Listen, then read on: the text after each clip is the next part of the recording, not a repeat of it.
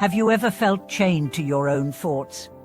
Have you ever sensed that no matter how far you run, something inside you clings so tightly it weighs you down?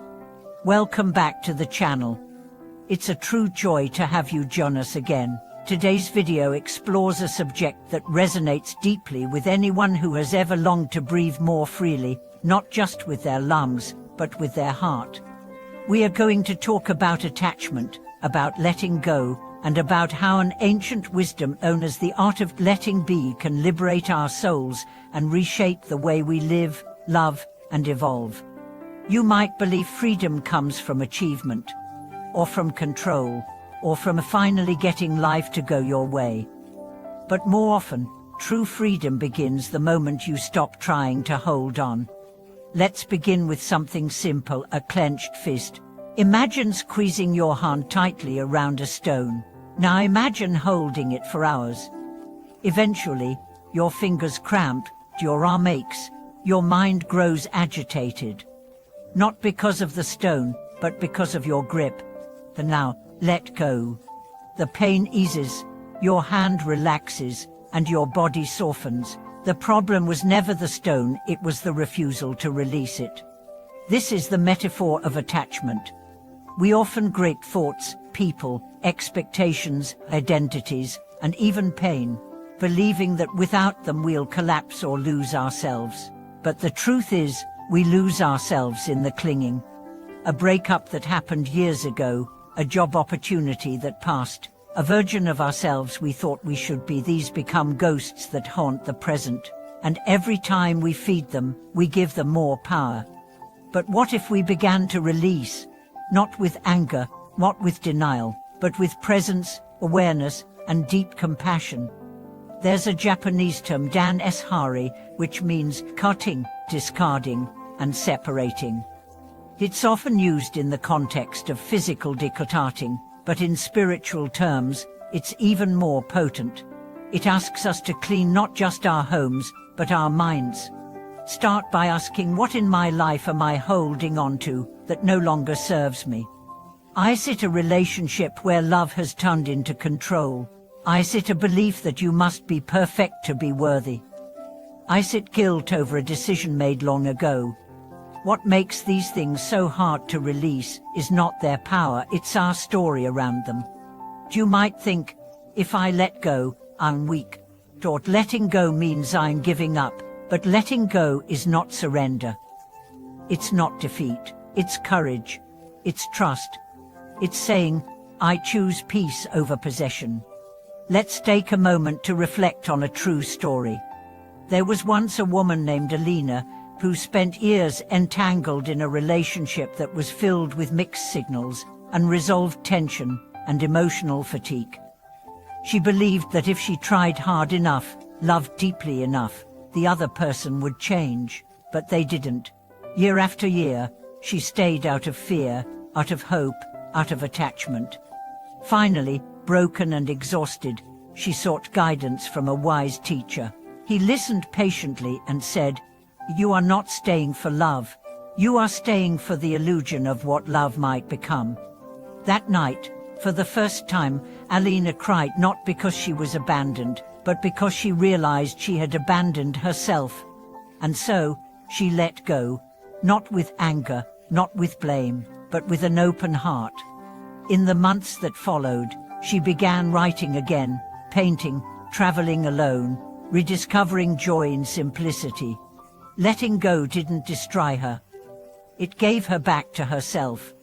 That is the gift of releasing what no longer aligns with your truth. But how do we practice this? We begin with mindfulness, noticing what thoughts repeatedly rise, what emotions spike when certain names are mentioned, what memories sting even after years have passed. Mindfulness is the light that reveals the shadows. Then we name them. This is fear. This is resentment. This is the voice of unworthiness. And we breathe. We do not fight them. We sit with them, and slowly they loosen. Next, we forgive. Not always the other, often ourselves. We forgive ourselves for staying too long, for not knowing better, for being human. Forgiveness is not an event, it is a practice, and every breath can be an act of mercy. We also simplify. Physically, emotionally, mentally, let go of objects that no longer bring joy. Say goodbye to conversations that drain your spirit. Step back from roles that no longer reflect your soul. As you clear the clutter, space appears. Space for creativity, for stillness, for peace. There is an old Zen story about a professor who visited a monk to learn about enlightenment. The monk began pouring tea into his cup, slowly, then steadily, until the cup overflowed.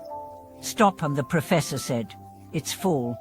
"Yes," said the monk, "and like this cup, your mind is full. Until you empty it, I cannot offer you anything." Letting go is how we empty our cup. Let's talk about identity. We often attach to who we think we are. I am the strong one. I am the helper. I am the achiever. But these identities, while comforting, become cages. What happens when the strong one feels weak? When the helper needs help? When the achiever fails? Pain, shame, collapse. But if you see yourself not as a fixed label, but as a fluid being capable of change, of error, of rebirth, then letting go becomes natural. You are not your title, not your income, not your trauma. You are the awareness beneath all of that. Another powerful practice is gratitude. Gratitude does not mean clinging. It means honoring. I thank this memory. I thank this teacher, even if they came in the form of pain. I thank this version of myself, who got me through hard times. Then, we say goodbye. You don't have to forget. You don't have to erase. You simply don't need to carry it anymore. There's a beautiful saying, you can't reach for what's ahead while holding tightly to what's behind. Release, and watch your hands open to the present. Letting go is not one grand act. It's hundreds of tiny acts. Choosing not to respond with anger. Choosing to leave the phone untouched. Choosing to walk away from gossip. Choosing to stop replaying that conversation in your head. Each act is a thread, and soon the knot unravels. You might ask, will I feel lost without what I've held so long? Yes, maybe. But in that space, something magical happens. You meet yourself. Not the version shaped by past or expectation, but the true, quiet, radiant presence that was always there, waiting beneath the eyes. Thank you for watching this video. If these words spoke to a place within you that longs for freedom, I invite you to share your experience in the comments, like, subscribe, and walk with us on this journey of inner clarity. Until next time, may you find the strength to release what weighs you down, and the grace to welcome what sets you free.